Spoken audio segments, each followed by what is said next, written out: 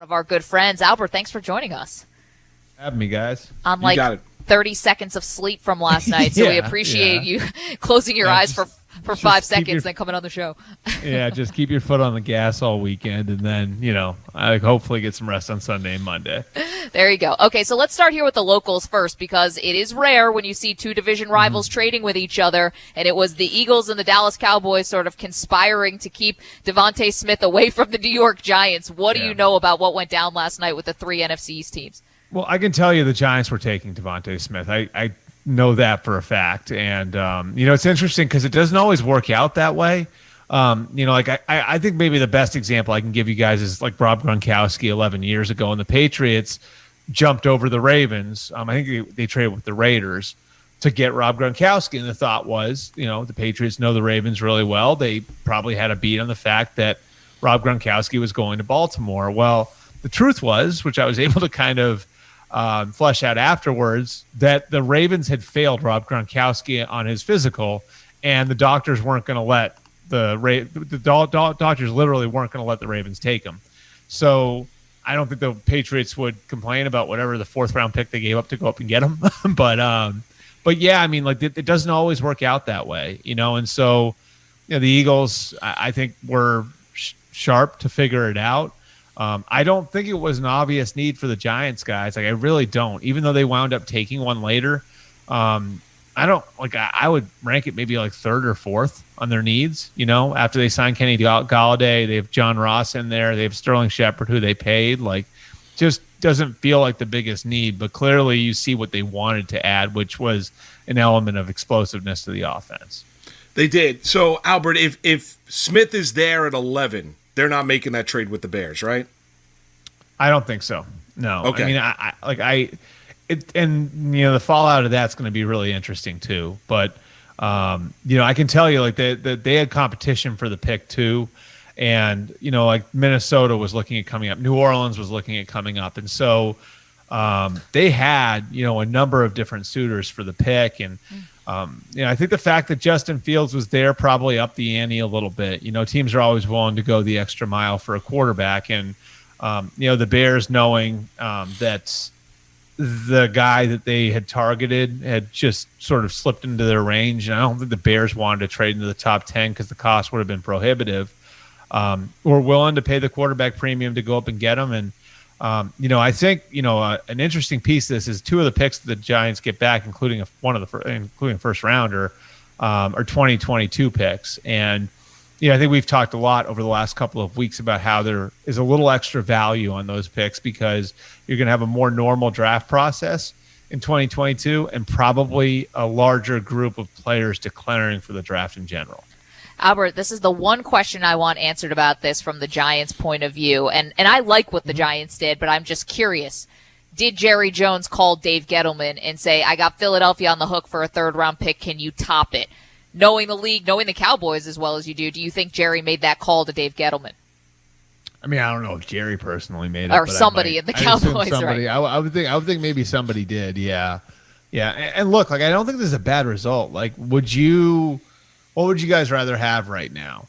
Like Devontae Smith and be without your third rounder, or would you rather have, Kadarius Toney, a one next year, and then two extra picks later on, one this year, one next year, and your third rounder, right? Right. I mean, like, it depends. So, like, because if Smith turns out to be if Smith turns Pro out Bowl like / Hall of Famer, then the answer. If Smith right winds up being like Isaac Bruce, which is the comp that I got on him. And Kadarius Toney isn't much of anything, then we're talking about something else. But I'd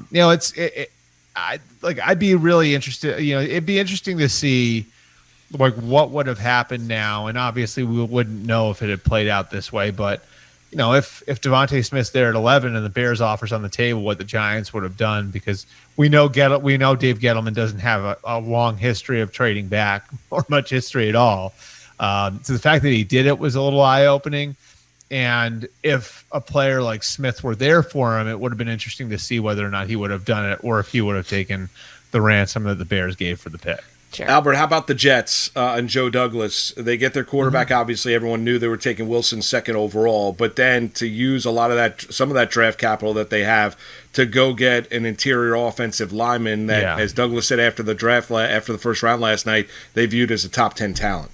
Yeah, you know what's interesting about it? So the day after the draft, I tried to go back and watch some of the videos, the phone calls and stuff, right? And I'm sure you guys do that too.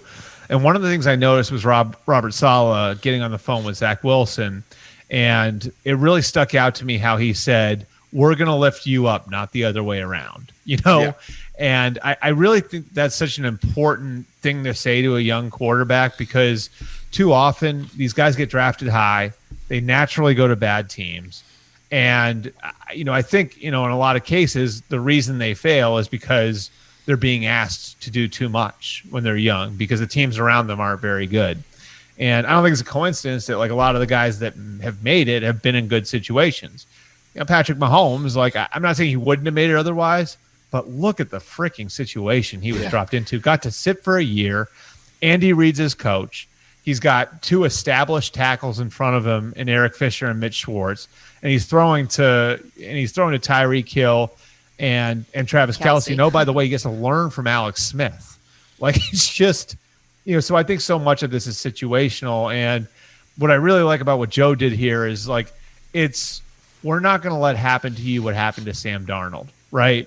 So now we have Mekhi Becton at left tackle. We have Ali Vera-Tucker at guard, who was the consensus number 3 offensive lineman in the entire group. That means you drafted the 3rd offensive lineman last year. You have the 3rd offensive lineman this year. And, I think you really put the foundation in front of Zach Wilson where you're going to at least give him the best chance to succeed. And if he's going to play early, you're doing your best to try to make sure that he doesn't get knocked around too much. Albert Breer is our guest. Of course, you read him on the MMQB Sports Illustrated all the time. We appreciate your time, Albert. Okay, the big news outside of New York City was obviously the Aaron Rodgers bomb that exploded, before the draft, that he's disgruntled, that he actually wants out. And then you dovetail that with the report earlier in the day that the 49ers had made the inquiry about Aaron Rodgers. So where do things stand with Rodgers? And are the 49ers, after taking Trey Lance last night, 3rd overall, surprising a few people, are they still in on Rodgers? No, things aren't in a good place, Maggie, between the Packers and Aaron. And I've said this all along, though. The one thing I've maintained since January, and I'd say it again here, nothing Aaron Rodgers is doing is by mistake. Right. Everything is calculated. He's intelligent. He's cunning. He can be passive aggressive. Everything that he is doing is calculated. Jeopardy is calculated. I mean, Jeopardy is almost like the 2021 version of Brett Favre's tractor, if that makes sense. Brett Favre would go to the tractor. I don't really need football. I can stay here in Mississippi. I'm good. I'll show you spring workouts, OTAs, mini camps. I don't need that. I'll see you guys in the summer, maybe. And so it's sort of the same thing, right? In a certain way, it's the same thing. And very on brand for both of those quarterbacks. Yeah. And so, I think it's interesting because. I think part of the equation here for Aaron, and it's almost the same thing as far back then too, because you guys remember one of the final straws with Favre was not getting Randy Moss, right? In 2007, the Patriots wound up getting Randy Moss. The Packers were involved. The Patriots wind up going to the Super Bowl, and Moss breaks all the records. And then what happens after that year? Favre retires. I think the same sort of thing exists here, in that Rodgers really wants the Packers to act with more urgency. And I think part of it for him was looking around at the landscape and seeing the other 3 teams in the conference championship. And it was, Buffalo building around Josh Allen with a lot of urgency. It was the Chiefs building around Patrick Mahomes with a lot of urgency. And more than anything else, was the way the Buccaneers built around Tom Brady, and the way they've kept mortgaging contracts, and the way they've kept kind of pushing cap charges off and saying, we'll worry about that in 2 years. And it's interesting because there's there's this trigger in Aaron Rodgers' contract, right, where the Packers can automatically restructure him. They don't even have to ask him, right? All they have to do is push the button, and they can save $9 million in cap space. They haven't done that. right? And the reason you wouldn't do that is because you want to make sure that you're in good shape going forward. Right. And, it's just, to me, I think that that's such a big piece of this is the way that he wanted them to build around him. They wanted them to build around him the way that the Buccaneers have built around Tom Brady. And, I think now it's sort of at this point where, like, fed up is probably the right word. Like, and look, like, I think, if you're the Packers, it's easy to say, like, I think I agree with this. Like, we've built a pretty good situation for you. You've got a top 5 left tackle in David Bakhtiari. You got a top 10 receiver in Devontae Adams. We've built a stable of running backs to take the heat off of you. We've got a good defense. And this is a stable organization. But, I think sometimes, like, those wandering eyes with the older quarterbacks, like, I only have a certain amount of time left. I want to go somewhere that's going to build around me the way, again, the Sure. Buccaneers built around Tom Brady. Well, Albert, do you think they can repair it? Every indication I've gotten is that the Packers are not going to do anything. They are not going to move him. They are not going to. I mean, like, it's just like, I talked to somebody late last night after the first round who knows some people there well, who said to me, I mean, they're gonna just they're ready to wait him out. So I think that's part of it. The other piece of it, I've just sort of heard Jordan Love's not ready. And I think that that's an interesting detail that people need to pay attention to. I've heard that he, maybe it takes eventually. It just hasn't taken yet. And like, if you look at the makeup of the roster, like, there are a lot of players in that roster who are right in the prime of their careers or on the back end of their careers. And so the makeup of the roster isn't really the makeup of the roster that you want to, like, plug a young quarterback in and develop them for a couple years through. I mean, you sort of want a quarterback you can win now with. So, who knows? Like, maybe San Francisco says, we'll give you Jimmy Garoppolo and Trey Lance. So we'll give you a quarterback for now. We'll give you Trey Lance, have him compete. You can have him compete with Jordan Love to be the quarterback of the future.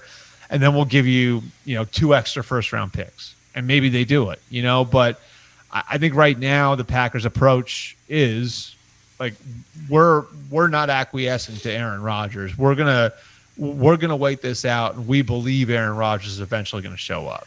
And Albert, correct me if I'm wrong, I believe that Aaron Rodgers does not have a no trade clause. So if they did want to trade him, he couldn't stand in the way and can't pick where he wants to go. This is not like a Deshaun Watson situation. Or okay, Russell Wilson. Or Russell Wilson. So we talked about San Francisco because we know they already made the offer, and John Lynch was open about it. Like, how do you not make that call? You had a report last night from Mark Schlereth, who's pretty plugged in Denver, saying he believed that there was a deal that was on its way to getting done, and you had Denver pass on a quarterback last night. What are some possible places that would even, be willing, to give everything, really? Because you're going to have to give a lot to get Aaron Rodgers. I mean, I'll give you a fun one. Yeah. Seattle. Yeah. Little switcheroo, little trade. John Schneider, the GM there, has a relationship with Rodgers. He was part of drafting Rodgers in 2005. But does Wilson want to go to Green Bay? Russell I guess Wilson he played at college Wisconsin. football in Wisconsin. Yep. Now, I don't know if I don't know how Sierra is going to feel about, like, going to a place that's about the size of Morristown, only not near a big city, but I like, I'm sure she's like, got a lot of fans there.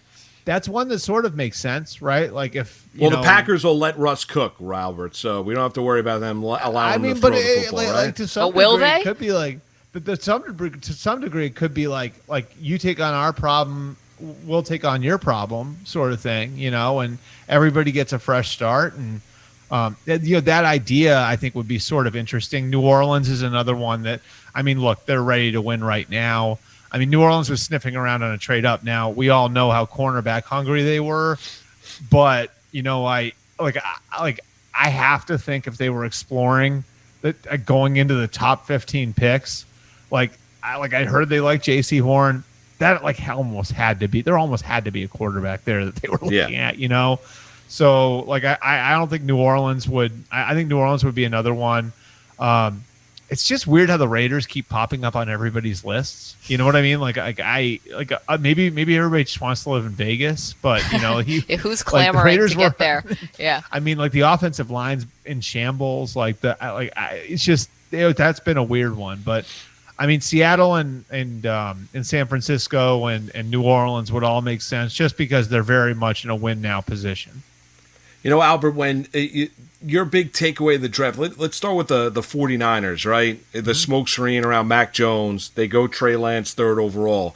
How much do you think it changes? What's the impact if, say, the pick was Mac with the third overall pick and it wasn't Trey Lance? Do you think, there's a team that's going up to try and acquire Trey Lance? Do you think Carolina still goes corner? Do you think Denver still goes corner? Like, what would be the trickle-down effect, say, if the 49ers went with the Alabama quarterback and not Lance? Sure. So Carolina, the pick was really between Fields and Horn for them. Okay. Trey wouldn't have been a consideration. Mac Jones wasn't really a consideration for them. It was Fields and Horn. At 9, Denver liked Lance, but then I heard they like Fields too.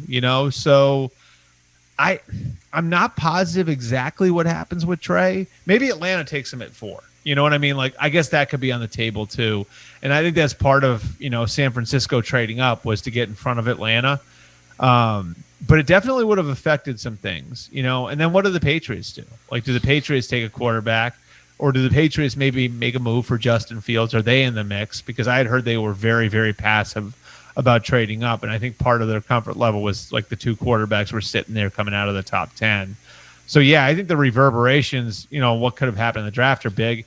And here's the other piece of it too. I think it's probably more likely they hang on to Jimmy Garoppolo now because Mac Jones was, ready-made. Like the rap on him is like, you may not like what you may not like be satisfied with his ceiling in year 5 or year 6, but you're gonna like what you get in year 1 and year 2. He's ready to go. Trey Lance was the other end of the spectrum. So now maybe San Francisco looks at it and says we have to hang on to Jimmy Garoppolo because the kid just has a ways to go, and maybe like we get to camp and preseason games and maybe in August we look at it and say, okay, like now is the time to move on from Jimmy Garoppolo. But you would think that like drafting Trey Lance would make you more likely to want to hold on to your veteran quarterback, especially because the Niners really feel strongly that they're in position to compete for a championship right now. Albert, last one for me. It's about Mac Jones, and he falls to the Patriots at 15. You said he's a guy who's ready to go right now. What does that mean for Cam Newton? And is this a competition? I know what Belichick said yesterday that Cam Newton's the quarterback, but is this a competition? Yeah. Yeah. You think Mac Jones is going to win this competition? Yeah. If Cam Newton plays like he played in 2015, no, it's not a competition. If Cam Newton plays like he played in 2020, yes, it's a competition, and history tells us, Maggie, look, how many times have we heard about red shirts, right? Yep. Like, how many times have we heard, like, this guy's getting red shirt, that guy's getting red shirt? Do you guys know how often that actually happens? Almost never. So if you go back to 2008, all right, and this is really where the pendulum swung. Matt Ryan, Joe Flacco get their teams to the playoffs as rookies. That's 13 draft cycles, like 2008 to 2020. There have been 2 actual red shirts, and it was because those teams were contenders. It was Jake Locker in 2011. The Titans almost got to the playoffs with Matt Hasselbeck, and it was the Chiefs in 2017 with Patrick Mahomes backing up Alex Smith. Those are the only 2, and I think it's like close to 50 quarterbacks have been taken in the first round in that time. So, all these guys can talk until they're blue in the face about being patient and not playing the guy. It almost never works out that way. So, I think it's going to be a matter of how quickly Mac assimilates to the pro game. But Cam's got some heat on him, no question. I think you could argue like Cam's very much playing for his future now, and not just as a Patriot, but as an NFL player. Because, if he has a bad month to start the season and they put Mac Jones in there, it's pretty devastating if you add that together with the way he played in 2020. Albert, last one for me is, we look back to last night. Let's look ahead to tonight. What are some things you're going to be keeping an eye on tonight, day 2 of the draft? Yeah, sure. I think the quarterback situation is going to be interesting. I think the next tier is really 3 guys. It's Stanford's Davis Mills, Florida's Kyle Trask, and and Texas A&M's Kellen Mond. The interesting thing is like the history of the quarterback position in the draft. If you look over the last, 15 years, the number of quarterbacks to go in the second round is very, very low. Two of them happen to be Jets. I don't want to bring up Geno Smith and Christian Hackenberg again with you guys, but trying to be positive today, Albert. Yeah, the reason why it works out that way generally, I think, is because if you think a guy's a long-term starter at the position, you're going to take him in the first round, right? And if you don't see a guy that way, you're probably going to be at that point in the draft looking for a long-term starter at another position. And so how far do those guys fall is one storyline I'm going to be following. And then I think the corners could create some movement at the top, which I think is interesting locally for you guys because it's a big need for the Jets right up there. Yep. So Tyson Campbell from Georgia and Kelvin Joseph from Kentucky and Asante Samuel from Florida State. Those names are going to be ones to watch. And then there are a couple guys I think that you look at them and there's reasons why they fell. Christian Barmore, super talent as a defensive tackle, all kinds of off-field issues. How far does he fall? Maybe he goes 33 to Jacksonville. Maybe he slips a little bit further. Landon Dickerson, torn ACL coming out of Alabama, probably would have been a first-round pick if he's healthy. He's not healthy. And then Jeremiah Owusu-Koramoah from Notre Dame is a really interesting one to me because I think he's actually getting hurt by Isaiah Simmons going as high as he did last year. Isaiah Simmons was seen the same way as him, kind of this like crazy hybrid athlete that you can use all over the place. Well, Isaiah Simmons gets into the pros, and the Cardinals couldn't figure out what to do with him as a rookie. And I think like Owusu-Koramoah is sort of that guy where teams are looking at him and they're shying away now because of what happened with Simmons in Arizona.